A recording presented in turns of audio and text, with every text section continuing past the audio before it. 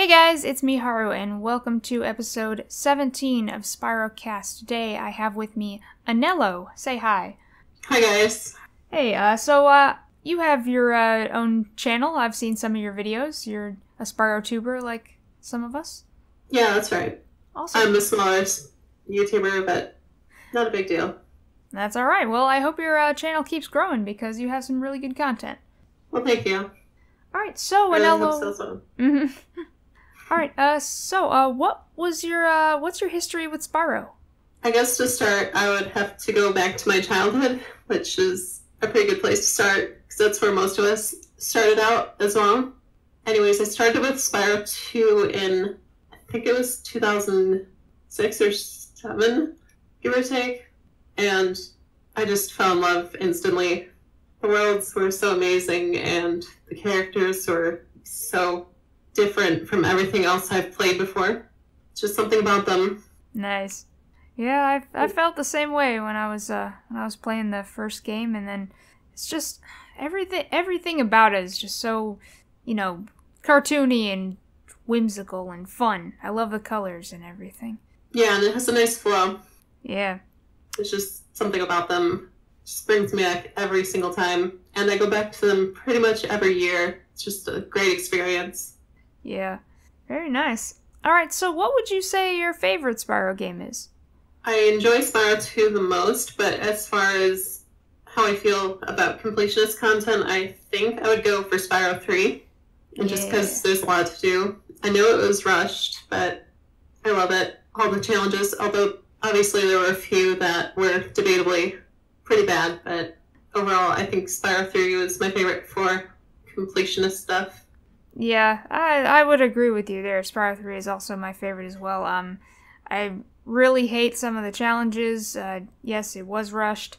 It's like, I completely understand why people wouldn't feel like the same way we do about it. Like, they would say it's their least favorite because of all that stuff, but I don't know. There is something about it that always stuck with me. Probably because, it's like, that's the game that I can remember getting, like, on Christmas. Like, I can't remember when I got the first game or the second game. Like, it's like I can see the moment when I got it in my head. Like, I can't see that moment with the other two, but I definitely remember getting that game, and that's so, it's just so nostalgic, and it brings me back to that time. It's just, that game is everything. It just makes me so happy. Yeah, I definitely know what you mean, and I don't know. There is something about the third game that I really enjoy. I think it might just be the atmosphere and the music that I really enjoyed about the third game, but the said could be the same about the second game. I actually don't have that much experience with the first game. I played it in my childhood, but I didn't play it as much as some other people did. And I only got to the second homeworld when I was, I think, 19 years old, yeah. So I don't have that much nostalgia for the first game, but I still enjoy it either way. Oh, very cool. So, you mentioned the music. What are some of your favorite tracks from the second and third game? As far as the second game goes, I enjoyed Crystal Glacier. Yeah. Magma Cone. Obviously enjoyed the homeworld music, but Coast was also very memorable. Yes. I'm not a fan of Idle Springs / Fracture Hills because it was the same in the American version. So I wasn't really sure about that, but I enjoyed the atmosphere of those levels. But yeah, not my favorite. Colossus was also really good. Very different. On the third game, I would say my favorite tracks come from Lost Fleet, Firework Factory, Super Bonus World, Harbor Speedway, Dino Mines. Nice. And I forgot what the crystal level's name is, but I really like that too. Okay, so you said something about the Idle Springs and Fracture Hills. You said something about it being the same in the American version. Yeah. I'm pretty sure is it not the same in all versions? I don't think it was, no. What? think it's different in different countries. I think they got an extra soundtrack for, I think it was Fracture Hills that was different. Really? I never knew that Fracture Hills had its own soundtrack. Yeah, I'll have to find that for you.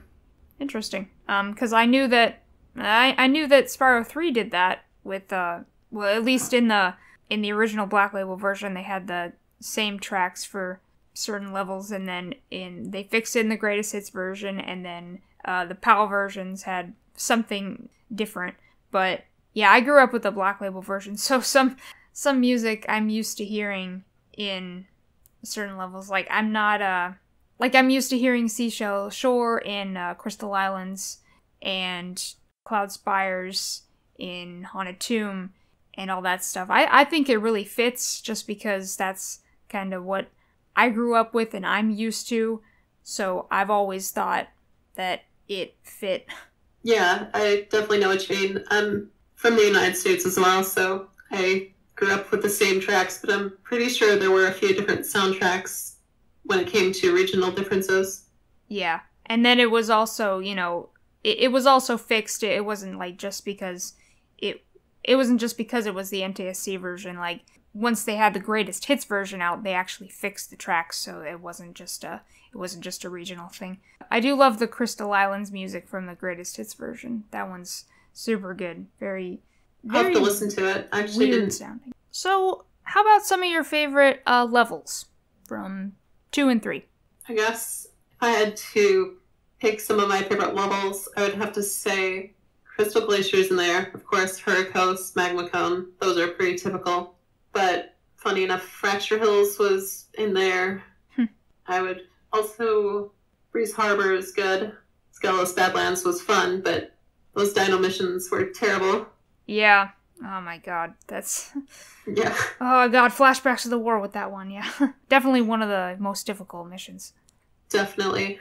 Other than that, I actually like the speedways, where I know a lot of people didn't, but they had very atmospheric soundtracks, so there's something about those that were really awesome. That's true. I don't like the speedways, but I've always liked the soundtracks of like Metro Speedway comes to mind. I've always loved that track. Yeah. And I like the atmosphere of it. My favorite speedway would have to be Icy Speedway in the second game, at least. And then the first game, it's a Night Flight. I think I have at least one speedway that I think is like good or okay out of all three of them. I can't really think of what it might be for the third game because I didn't really do them much. Like I said, I don't like speedways, so it wasn't really my thing. But how about some of your favorite levels from Spyro 3? I liked the super bonus round for some reason. They had some interesting mini games. I know the Yeti snowboarding isn't exactly people's favorites, but I had a lot of fun with that just because I like to go fast.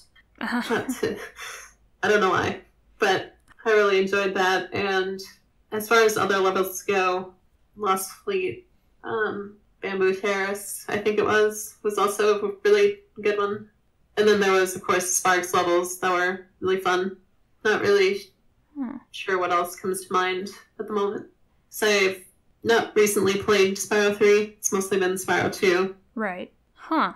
Very interesting choices. I think you're the only person that I've had on here who said that they actually enjoyed the Yeti snowboarding in the super bonus round. I actually found that to be pretty easy because I was practicing snowboarding stuff. So, wow.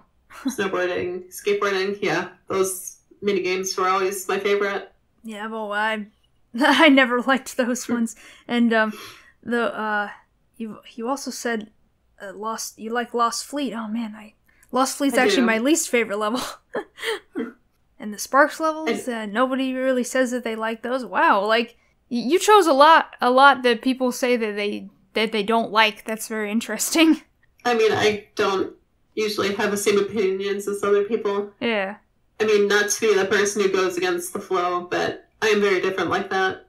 No, I actually I enjoy that because it's a nice change of pace. It's kind of refreshing to have that different opinion on here. Yeah, definitely. Wow. Well, going back to the Yeti snowboarding, so we usually talk about least favorite challenges. I know everyone has those. what are some of your, like, favorite challenges besides, like, you know, like the skateboarding and stuff like that? My favorite missions, I guess I really enjoyed the missions with the different playable characters. I didn't like the Getty boxing mission because it was obviously very broken. Yes. But I'm pretty sure you could hook up a second controller and you could control the red one. Yes, which, that is true. Yeah. You're right.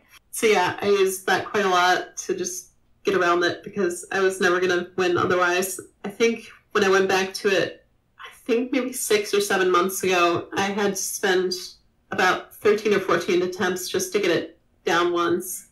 Oh and my god. That's absolutely ridiculous for any child to complete, so...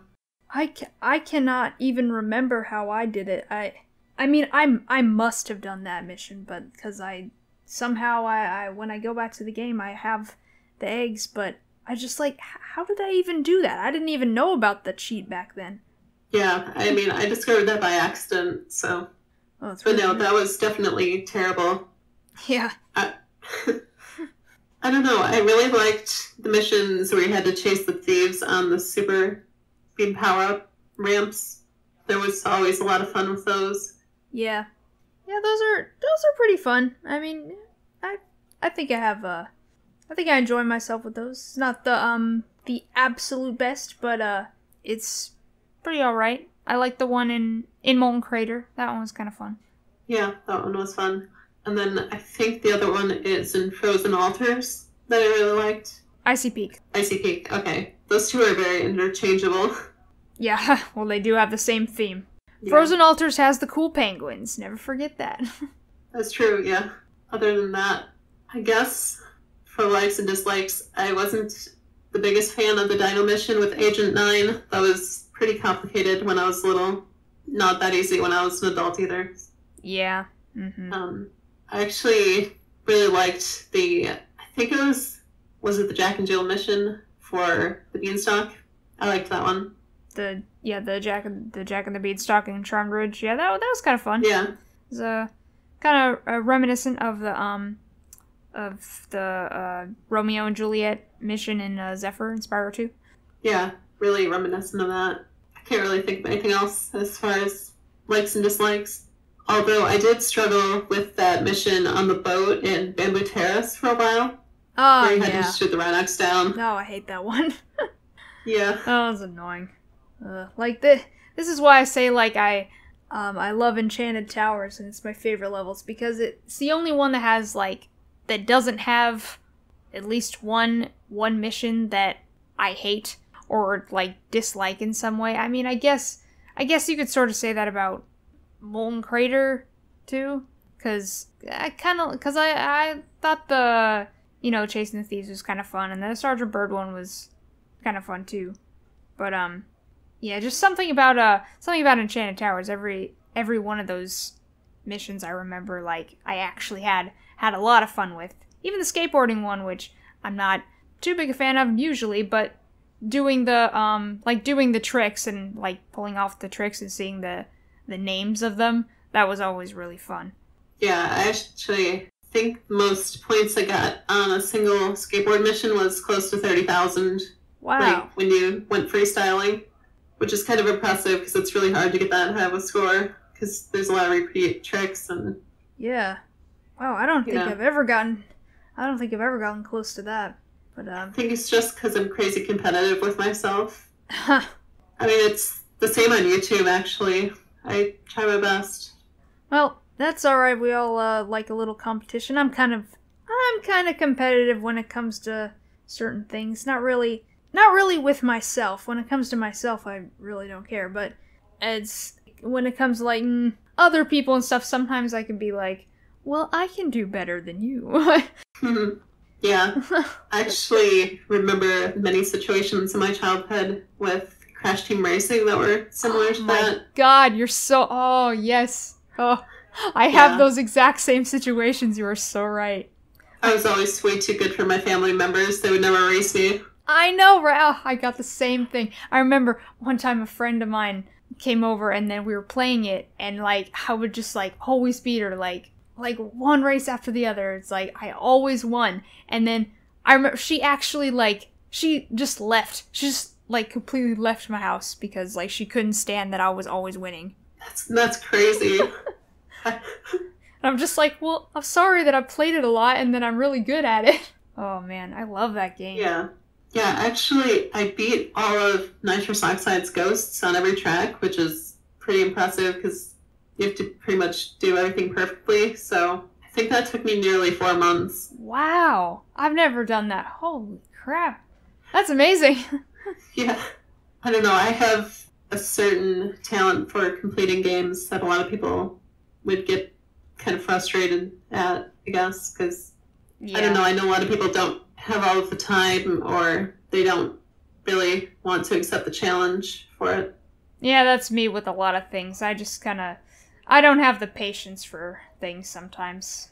When I decide that a certain challenge is just kind of like too frustrating and I just like... Because some challenges I just like...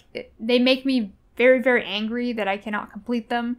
And then I start yelling at the screen, and then if I yell too much, I get a headache. And so I'm just like, oh, well, like, this game is giving me a headache, so I better stop. You just gotta believe. You gotta believe. I definitely know what you mean. Like, sometimes I can do it, I'm just like, okay, I can do this. Like, no matter how many times it takes, I'm gonna do this. And then I can be calm about it. But then sometimes it's just like, no, this is way too hard. I don't know why they put this in the game. It's hurting me physically. Like, I do not want to do this. Yeah, it brings me back to the days of the Nintendo Entertainment System with games like Contra and Mega Man and Battletoads. They're just unfair, but they're also completable. I have a childhood with those types of games. And also point-and-click adventure games were my thing. Point-and-click adventure games are pretty fun. I didn't play a whole lot of them, but I always found them kind of fascinating with just certain aspects of them and like all the like what is it like? I think I'm probably thinking mostly of like I had edutainment games. Oh, okay, yeah, I had a lot of those as well. Yeah, like I've always loved like Pajama Sam and Putt Putt, like that stuff. Yeah. Yeah, I grew up on those as well. I also had King's Quest, Sam & Max, Day of the Tentacle, Beneath the Steel Sky. Monkey Island? Yeah, that was one of them. Ah, you did play that. I haven't played that, but there's a certain one that I want to play. I would, but my computer just can't play games. What game is it? It's was it Curse of Monkey Island or something? I can probably help you with that if you need me to.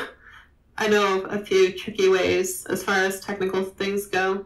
I had a childhood of computers and, rebuilding things and... Interesting. Well, I'll have to ask you about that sometime. But yeah, I totally get that those old games on the NES and the SNES in my case. I grew up with the Super Nintendo. Super Metroid? No, not any of them. Okay, so the funny thing about me is I did grow up with the Super Nintendo. That was my first console, but I didn't really have any of the like main Nintendo games. I only had like other licensed games like the Disney ones and then other things like Scooby-Doo and like Ren and Stimpy and stuff like that. Like I never had like Mario, Zelda, Metroid. I never had any of that. Like I never even knew it existed. I'm trying to think here. I don't know. I know a lot of people grew up with the Disney games, and I did as well, but not so much as the mainstream Nintendo games like Final Fantasy and... Yeah, like, those games are unfair. Like, personally, I keep going back to the Lion King on Super Nintendo. God, that was I actually saw many videos and streams about that, and I will never touch it. Oh, man. That game is just like...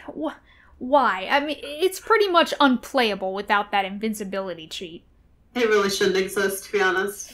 I mean, I had fun with it until that one level when you have to ride on the ostriches. Oh, gosh. Yeah.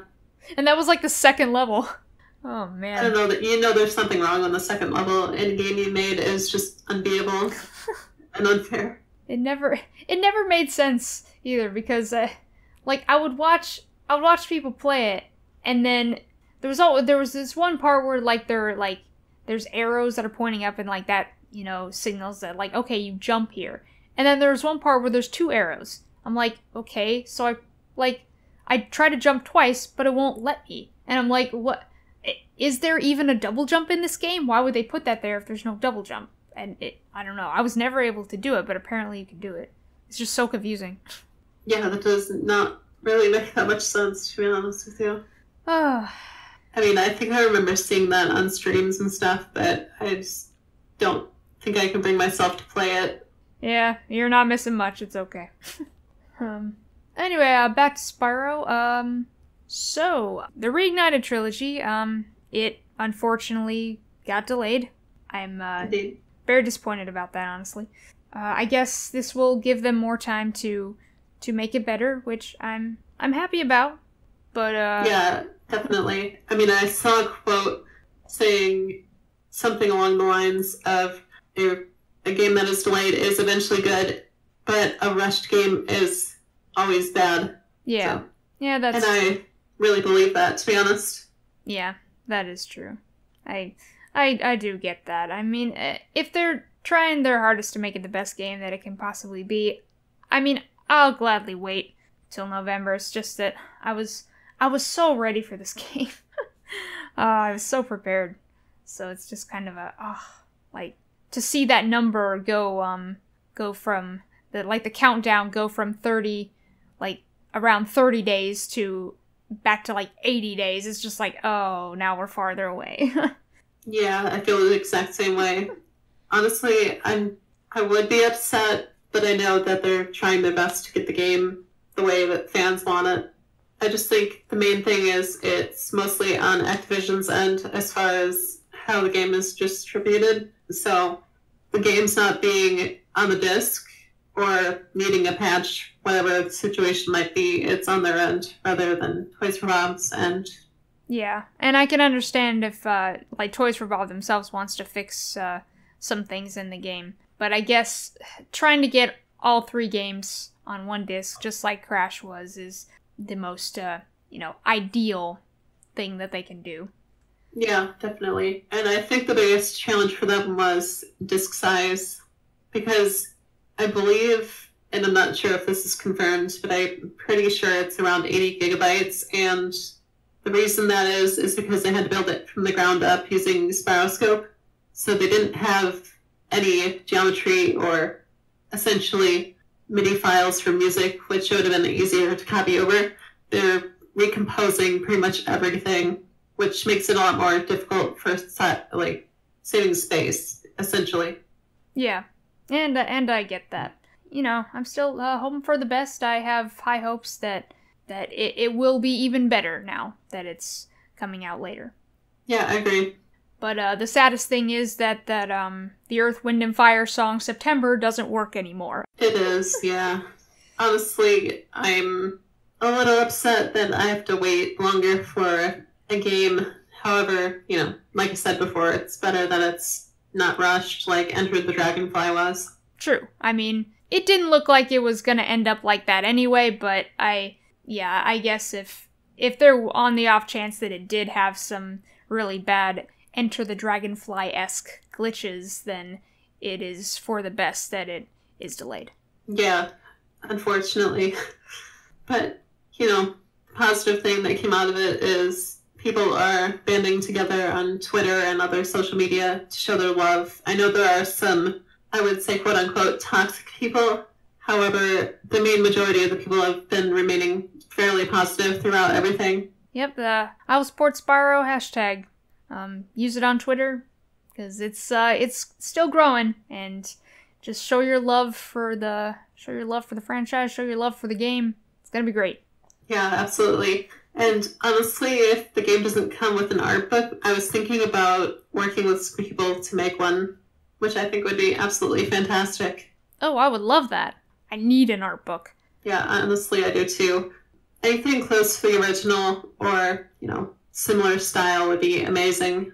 Just descriptive and very vibrant, very nice to look at. Because I always used to collect book manuals for games.